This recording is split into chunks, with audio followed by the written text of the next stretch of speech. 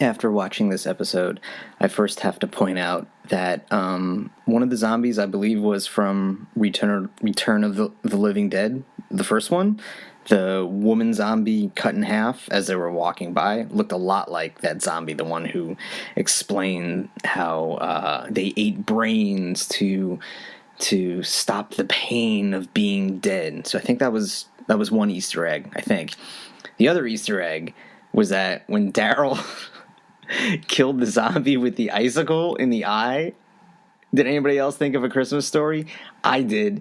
When Darryl was reaching for the icicle, first I thought of Empire Strikes Back, Luke trying to get the lightsaber in the snow, but then I thought, he's going to stab her with the icicle, just like the lie that Ralphie made up with The Christmas Story, with the icicle hitting him in the eye. So I think they did that for that reason. At least I hope they did, because that would be great. So the episode was okay. Nothing really happened.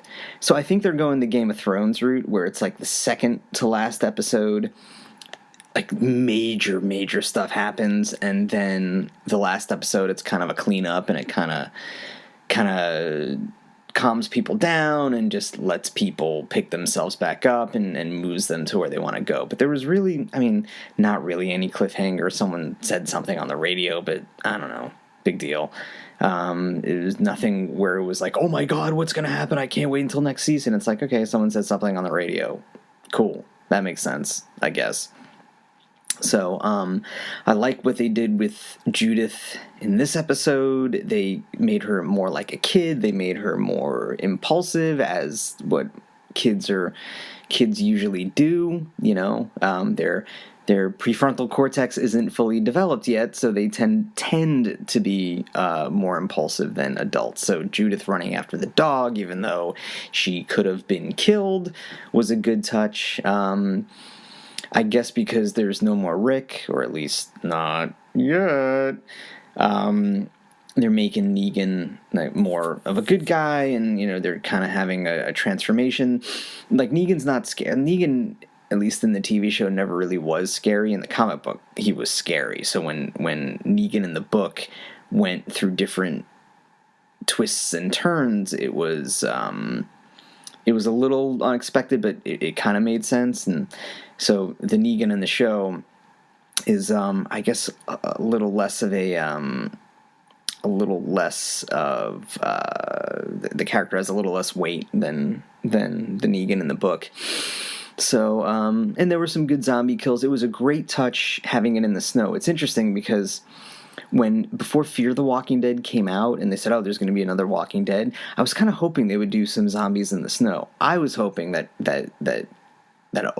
a new Walking Dead series would be completely different, like maybe focus on the science of zombies, still have zombie action, but have like experiments on the zombies, kind of like in Day of the Dead from 1985, what Dr. Frankenstein would always do. So I would have loved to have seen that, but then like have something in the snow, because it would just be a different setting, because we're so used to the South and the swamp and the hot and the heat and all that weather. So, but yeah, like they planted seeds how their people are mad at Lydia because she's a whisperer and a lot of people are dead. So it's good, though. It's good that they're killing some people off, because it just makes less characters mean you get to know the characters a little more. I like the touch with Ezekiel being jealous of Darryl. I like how they never had Darryl and Carol be romantic. I like how their relationship's more of like maybe a brother-sister kind of relationship. I like how they have Darryl not have any romantic interest. I think Robert Kirkman one time said that, yeah, maybe Darryl's asexual, because he's like the only character who's never really had that, and I like that. I like that about him. What makes him unique. I would have liked to have seen more of the Whisperers in it, just to see what they were doing during this storm, how they survived it, and why Alpha is getting whipped. Maybe it's some kind of penance that she has. I guess I'll explain it when it comes to the new season. So overall, this episode was fine. Overall, this season was okay. There were some misses. There were some good parts. I like reading like the reviews. People are saying, "Oh, this episode of Walking Dead was the best in years, and this season is the strongest that it's been in so long." And I don't know. I didn't see it like that, but I did see some good points. I did see some bad points.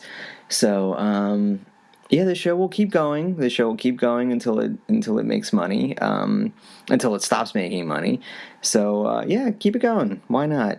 I hope it gets a little better, and it's not as exciting anymore to see zombies. I remember just growing up as a kid, as watching the Romero movies. I wanted more and more zombie movies, because there weren't that many of them, and now we just have too much. But these are the ebbs and flows of things, and you can still do a lot with the zombie genre. You just have to be, you have to do something unique with it. I saw The Girl with All the Things not too long ago, and that was a good take on the zombie movie. So it's on Amazon, and Glenn Close is in it, and I love Glenn Close. It was so surprising to see her in a zombie movie, but the way the zombie movie was done was it was well done. So anyway, I think that's it. If you think this podcast is well done, please share, rate, review, do all that good stuff. And you can catch me on Twitter. I'm at MMAM Podcast. You can find me on Facebook at MMAM Podcast. And you can email me as soon as my email address comes up, because I forget. You can email me at MMAMpodcast, the same as everything else, at gmail.com. So that's MMAMpodcast at gmail.com. Excuse my vocal fry. It's 1 a.m. It's a very long day, and I'm tired. Hopefully I will go to sleep soon. But I won't be dead.